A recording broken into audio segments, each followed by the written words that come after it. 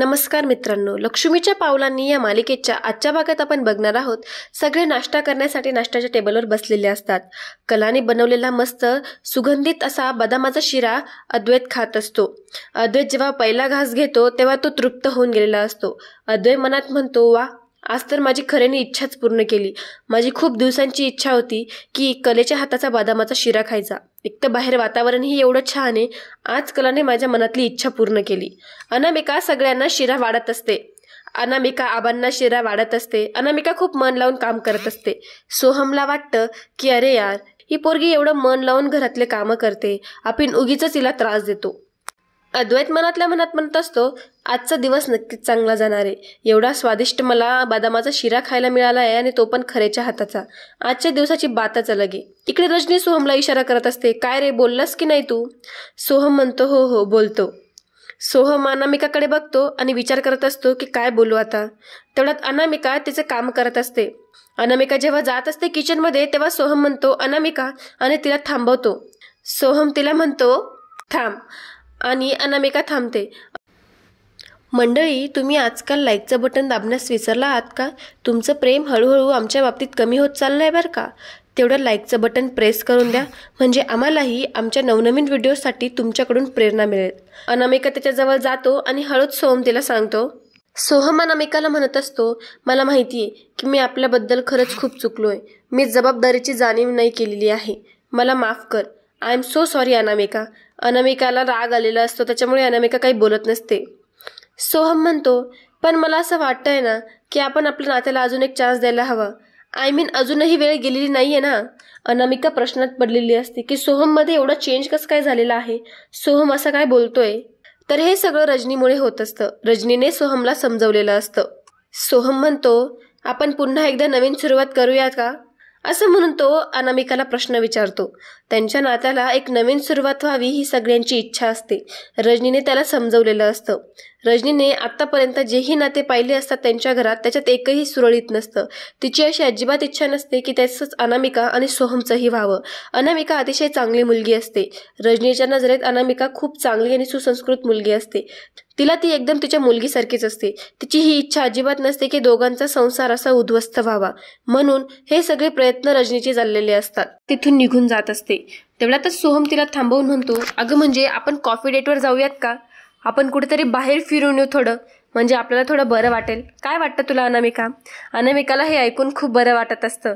तिला सगळ्यांसमोर खूप लाज वाटत असते. आबाही म्हणत असतात की चला, पोरांनी आता एकमेकांच्या नात्याला नवीन सुरुवात करायचं ठरवलेलं आहे. तेवढ्यातच तिथे राहुल येतो.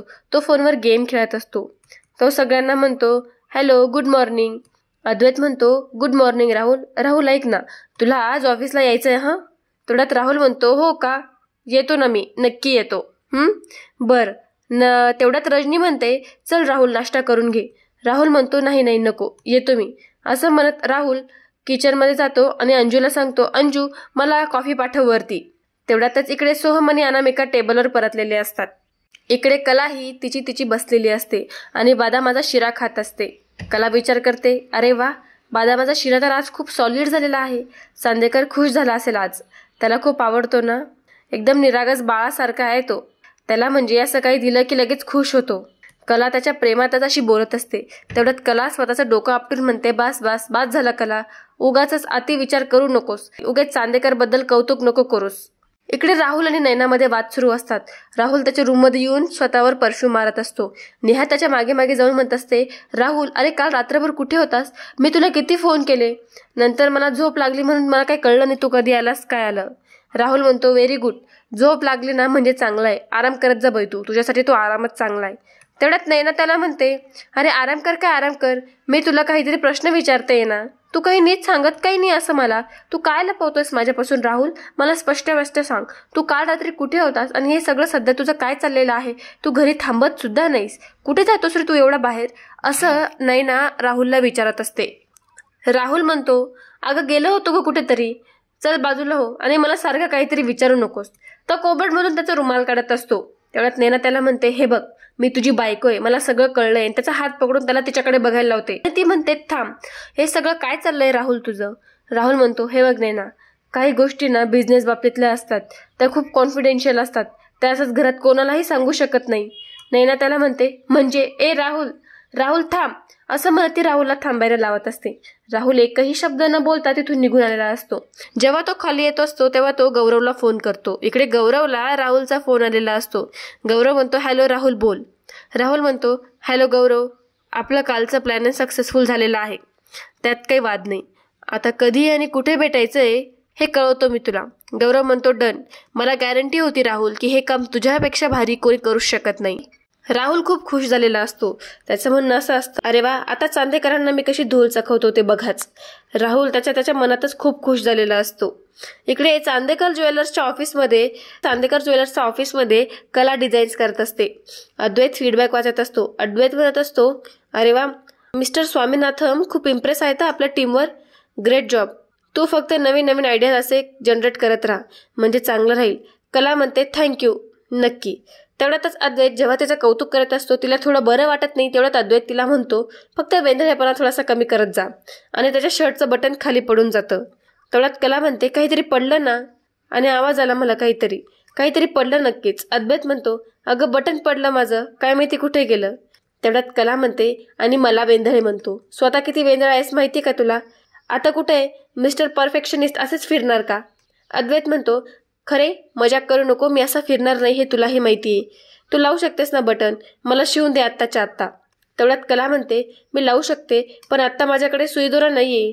मग त्यात काय एवढं, सांगूयात ना आपण, मी मागवतो सुईदोरा, थांब. तेवढ्यात अद्वैत सदाला फोन करतो आणि म्हणतो, सदा ताबडतोब एक सुईदोरा आणि एक बटन पाठव. तेवढ्यात कला म्हणते, काय चिडायचं कशा एवढं याच्यावरनं, एवढीशी गोष्ट आहे, थांब येतोय मी देते लावून.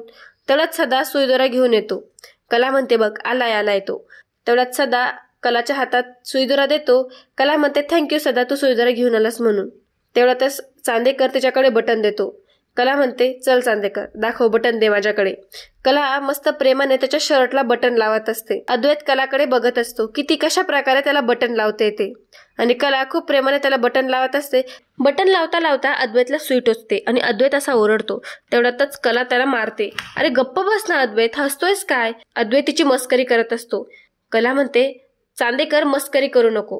कला खूप प्रेमाने हसत त्याचं बटन लावत असते. तिला खूप छान वाटत असतं की ती चांदेकरचं बटन लावते. अद्वैतलाही खूप बरं वाटत असतं, पण अद्वैतला ते दाखवायचं नसतं ना. अद्वैत तिच्याकडे प्रेमाने बघत असतो. तेवढ्यात कला तिच्या तोंडाने दोरा तोडत असते. दोरा तोडण्यासाठी त्याच्या खूप जास्त जवळ जाते. अद्वैतला खूप भारी वाटत असतं की ती त्याच्या जवळ असते असं. त्याला तिला मिठीत घ्यायचं असतं, पण नावेलाजाने तो काही बोलू शकत नसतो. तेवढ्यातच अद्वैतला त्याचा फोन वाजतो. कला म्हणते, झालं तुझं बटन लावून. कला खूप लाजत असते. तिला खूप आवडत असतं की तिने हे बटन लावलंय असं. ती इतकी ब्लश करत असते, तिला तिचं ब्लश त्याच्यापासून लपवावं लागत असतं. आणि अद्वैत तेवढ्यातच बाहेर निघून जातो. जेव्हा कला त्याला बटन लावत असते तेव्हा त्याचा शर्टचा सुगंध हा तिच्या हातांमध्ये येऊन गेलेला असतो. ती त्याचा सुगंध घेत असते आणि तिची मनातल्या मनात खूप हसत असते. तिला खूप छान वाटत असतं. तेवढ्यातच कला म्हणते, नाही कला फोकस कर, कामाकडे लक्ष दे, या गोष्टींकडे अजिबात लक्ष नको देऊ. थांब जरा, अजिबातच याच्याकडे लक्ष देऊ नको, चांदेकरचा विषय सोड. तेवढ्यातच इकडे कला थोड्या वेळानंतर फायली बघत असते. अद्वैतही त्याच्या कॅबिनमध्ये परतलेला असतो. तेवढ्यातच राहुल कॅबिनमध्ये येतो आणि अद्वैतला म्हणतो, दादा काही काम होतं का, तुम्हाला ऑफिसमध्ये बोलवलं होतं ना. तेवढ्यातच अद्वैत त्याला सांगतो, अरे काही नाही, नवीन जी आपली डील आहे तिची डिटेल्स आलेले आहेत, हे बघ एकदा बघून घे तू, आणि त्यांच्या ज्या काही रिक्वायरमेंट्स आहेत त्याची एक एक्सेल शीट बनव आणि सगळ्या डिपार्टमेंट्सला काम हा असाइन करून दे. राहुल म्हणतो, ठीक आहे दादा, चालेल, करतो मी. मला म्हणते, चांदेकर त्यांनी हे डिझाईन फायनल केलेलं आहे. मला असं वाटतंय की एकदा तू याच्यासाठी जेवढ्या कॅरेटचे आणि ज्या साईजचे डायमंड्स लागतील तू एकदा ते चेक करून घेतोस का. तेवढ्यात राहुलला झटका बसतो. राहुल विचार करतो, डायमंड्स बघायला गेला तर याच्या लगेच लक्षात येईल की ते डायमंड्स नकली आहेत असं. राहुलला खूप मोठा प्रश्न पडलेला असतो. राहुल म्हणतो, अरे हिला काय सुचतं हे नेहमी, काय गरज आहे या सगळ्याची, कर आणि गप्प बसला बाई, कशाला नको त्या गोष्टींमध्ये हिला पडायचं असतं. अद्वैत इकडे फोन करतो आणि म्हणतो, लॉकरमधून हिरे पाठवा, मला ते जरा चेक करायचे आहेत ते. राहुल विचार करत असतो, यार आता काय करायचंय मी तर काल रात्रीच हिरे बदलले होते, परत आता उद्या सगळे त्याच पोझिशनला ठेवावे लागणार. पण मग आता ते जया असताना मी आता ते हिरे कसं बदलणार, मला काही कळतच नाहीये.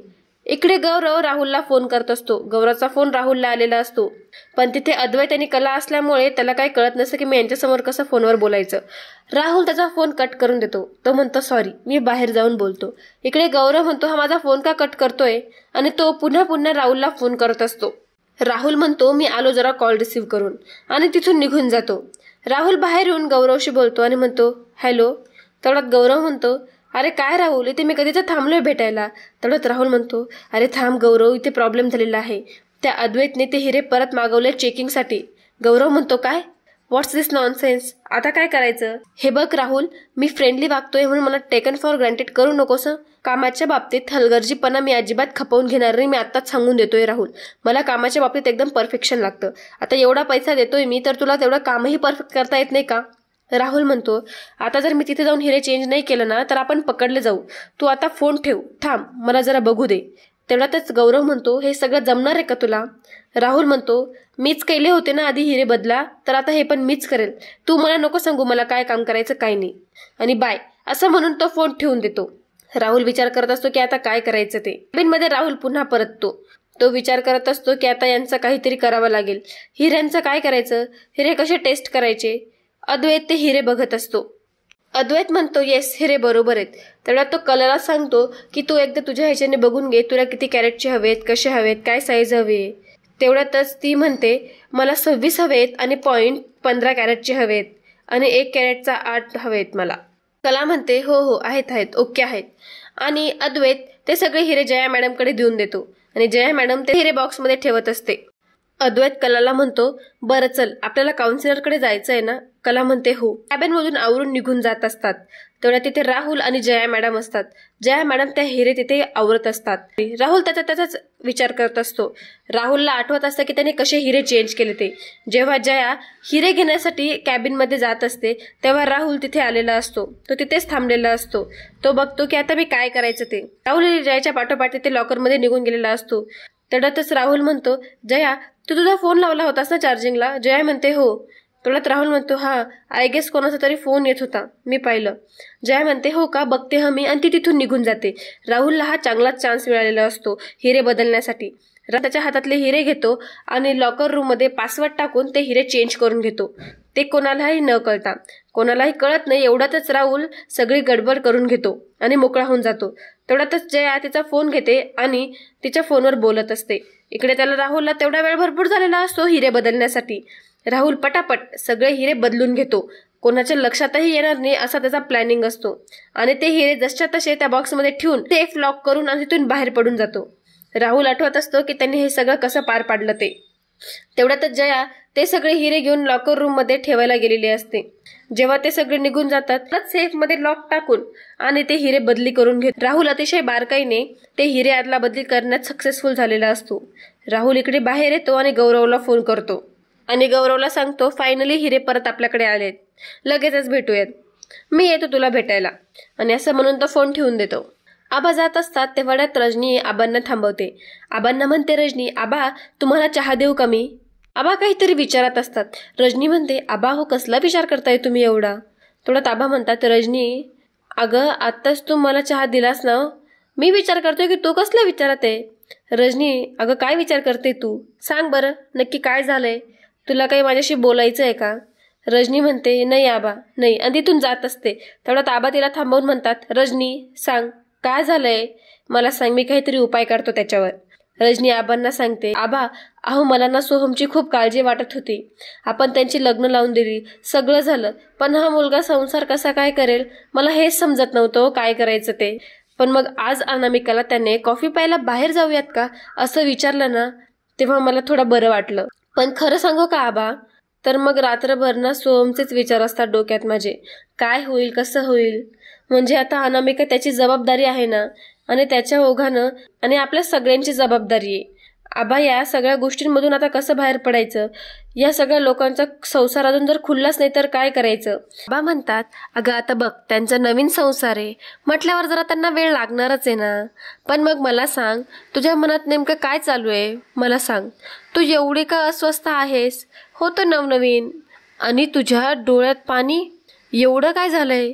रजनी सांग मला, तुला नेमकं कसली भीती वाटते ग? काय वाटतंय तुला? मोकळं मोकळं सांग मला, काय आहे ते. तेवढ्यातच रजनी म्हणते, आबा मला शापाची खूप भीती वाटते. आपल्या घराला जो शाप लागला आहे, आपल्या घराण्यात असलेल्या शापाची मला म्हणून खूप भीती वाटते हो. तुम्ही बघताय ना, कोणाचा संसार आतापर्यंत व्यवस्थित चाललेला नाहीये. ह्यांचा संसार नाही टिकला तर काय होईल हो आबा? हा शाप जर खरा ठरला तर मला खूप भीती वाटते हो. त्यांच्या संसाराचं काही खरं नाही हो आबा. तेवढ्यात आबा म्हणतात, अगं बघ, सोहमने आज सकाळी पुढाकार घेतलाय ना. रजनी म्हणते, हो आबा, तेवढंच काय ते समाधान आबा. मग आबा म्हणतात, मग तू नको काळजी करूस, होईल सगळं ठीक. हे बघ, तुझी शंका योग्य आहे, पण मग अगं तू याचा एवढा विचार नको करूस. याच्याने काही होणार नाही. किती पण मोठा शाप असला ना तरी पण आपल्या घरामध्ये आई अंबाबाईचा वास आहे, हे लक्षात ठेव. आई अंबाबाई आपल्यावर कोणतं संकट येऊ देणार नाही. कसली पण काळजी नको करूस. तू व्यवस्थित राहा, अजिबात काळजी करू नकोस. आबांशी बोलल्यानंतर रजनीला खूप बरं वाटत असतं. तिच्या डोक्यावरचं एक मोठं ओझंच कमी झालेलं असतं. तिच्या चेहऱ्यावर गोड हसू आलेलं असतं आणि ती तिची कामं आवरायला निघून गेलेली असते. आबाही इकडे म्हणत असतात, देवी आई अशीच कृपा असू दे तुझी. आई अंबाबाई, तू आमच्या सगळ्यांची आई आहेस. तुला आईचं काळीच काय असतंय हे चांगलंच ठाव आहे. सगळं सांभाळून घे ग बाई. माझ्या सुनांची चिंता ही दूर कर ग बाई. आणि माझ्या नातवंड आणि नातसुना यांचा संसार सुखाचा होऊ दे, हीच प्रार्थना करतो तुझ्याकडे देवी आई. आणि अद्वैत दिलीप वाशीकर साहेबांकडे आलेले असतात. ते त्यांचे काउन्सिलर असतात. ते जेव्हा येतात ते तेव्हा विचार करत असतात की ह्या दोघांचं आता नेमकं काय करायचं ते. कला आणि अद्वैत ते दोघंही काउन्सिलरकडे बघत असतात. दिलीप इकडे तिकडे चक्रा मारत असतो. दिलीपला काय कळत नसतं की आता काय करायचं ते. अद्वैत आणि कला म्हणतात की हे यांचं काय चाललेलं आहे बरं नवीनच. दिलीप अद्वैतकडे जातो आणि दिलीप अद्वैतला विचारतो, तुम्ही कुठे राहतात? अद्वैत म्हणतो, मी इथेच राहतो. तेवढ्यात दिलीप म्हणतो, इथे माझ्याकडे राहतात का? माझ्या ऑफिसमध्ये? तेवढ्यात अद्वैत म्हणतो, नाही नाही, मी माझ्या घरात राहतो. तेवढ्यात दिलीप म्हणतो, ओ अच्छा, तुमच्या घरात? वा वा, तुमच्या घरात, क्या बात आहे. तेवढ्यात कलाला म्हणतो दिलीप, तुम्ही कुठे राहतात? तेवढ्यात तो म्हणतो, आता म्हणू नका असं की मी इथे राहते असं. माझ्या बायकोला काही ते आवडणार नाही, ती मला इथून हकलून देईल. तेवढ्यात कला म्हणते, नाही नाही, मी पण घरातच राहते. हो, पण मग ह्यांच्या घरात राहते मी. तेवढ्यात दिलीप म्हणतो, अरे वा, तुम्ही यांच्या घरात राहतात? बापरे, म्हणजे तुम्ही एकत्र राहतात?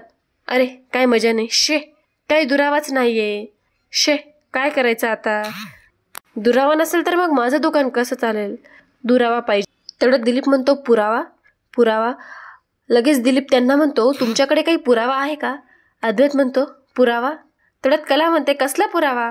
दिलीप म्हणतो, अहो हे बघा, पूर्वी जेव्हा एकत्र राहत होतात ना, लग्न झाल्यामुळे, तेव्हा जुन्या काहीतरी आठवणी आहेत का तुमच्याकडे? नाही म्हणजे आपण नवीन असतो ना, नव्याचे 9 दिवस असतात, आमच्या बायकोने ते 2 दिवसातच संपवले. कला आणि अद्वैत विचार करत असतो की काय असतील भाऊ आमच्या. तेवढ्या त्यांना त्यांच्या आठवणी आठवत असतात की कसं अद्वैतने कलाला घरात पाऊल टाकण्यासाठी नाही सांगितलं असतं आणि ती कुठे बाहेर गेलेली होती.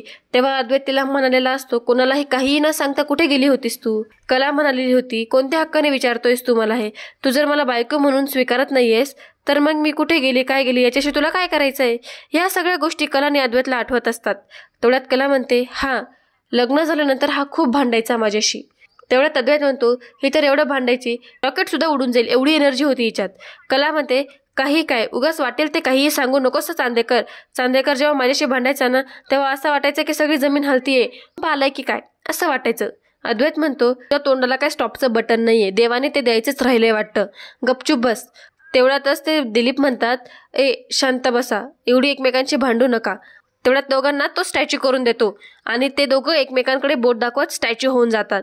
तेवढ्यातच दिलीप म्हणतो, स्टॅच्यू ओव्हर. जेवढ्यात तो स्टॅच्यू ओव्हर म्हणतो, इकडे दोघांचे परत भांडणं चालू होतात. दिलीप त्यांना दोघांना परत स्टॅच्यू करून देतो. तेवढ्यात दिलीप म्हणतो, आता माझ्या लक्षात आलं प्रॉब्लेम किती खोलात गेलाय तो.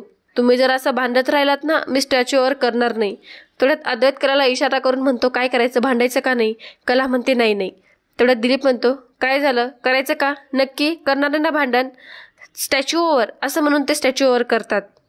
अद्वैत कलाला म्हणतो, बघ अति, तुला म्हणाला तो, तुम्हाला दोघांना आहे ना माझ्या बायकोसमोर बसवलं पाहिजे, म्हणजे तिला आहे ना मी संत वाटेल. तेवढ्यात कला म्हणते, सर काही तुम्ही म्हणालात का?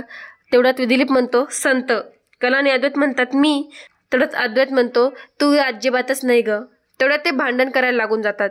दिलीप म्हणतो, अरे जरा विसावा तरी घ्या रे तुम्ही भांडण करायला, तुम्ही दमत नाही का रे एवढे भांडून. अद्वैत म्हणतो, नाही सर, म्हणजे तुम्ही आम्हाला नवीन काय करायचं ते सांगा ना, आम्ही प्रयत्न करू. तेवढ्यात दिलीप म्हणतो, अच्छा नवीन नवीन म्हणजे जुन्या आठवणी नको आहेत का तुम्हाला.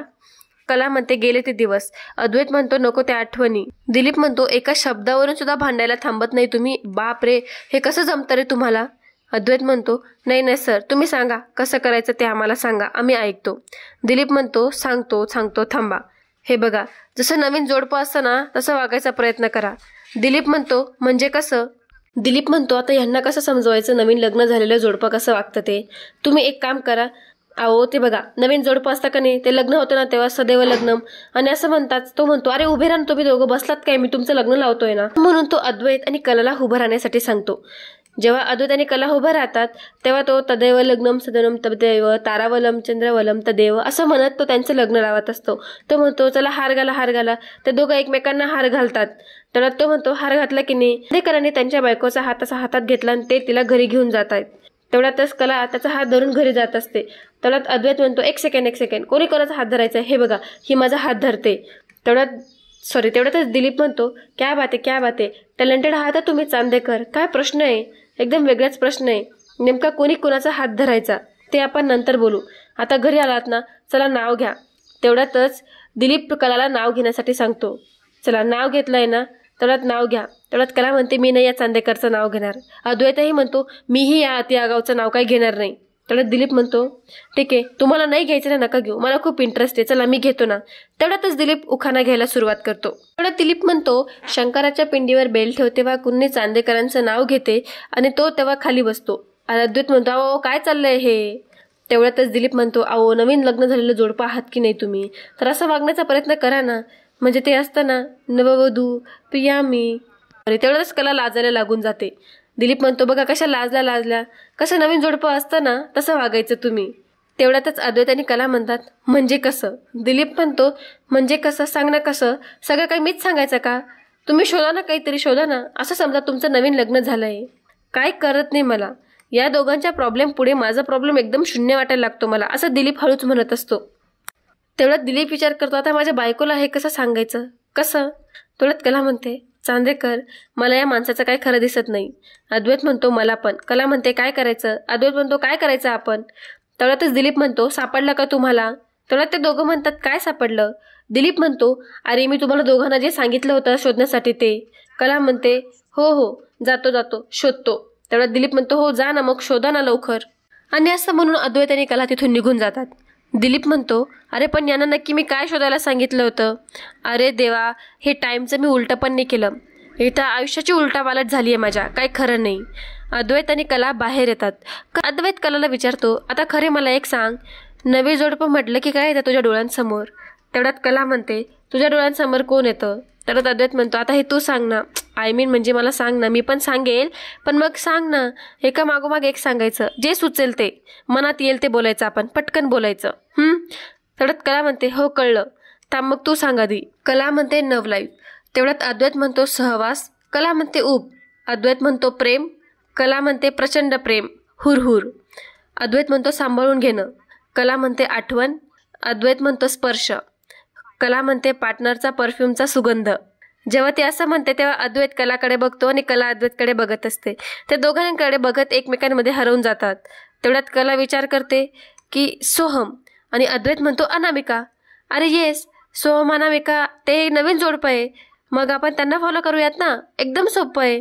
सोहम अनामिकाला घेऊन कॉफी डेटवर जाणार आहे, आपण पण जॉईन करू त्यांना. तेवढ्यात कला म्हणते, काही आपण कशाला त्यांच्यात. तेवढ्यात अद्वैत म्हणतो, ठीक आहे, आपण आपल्या वेगळ्या कॉफी डेटवर जाऊ. तेवढ्यात कला म्हणते, हा हे छान आहे, आता बघ मी कसा प्लॅनिंग करतो, आधी परफेक्ट डेट करतो की नाही बघ.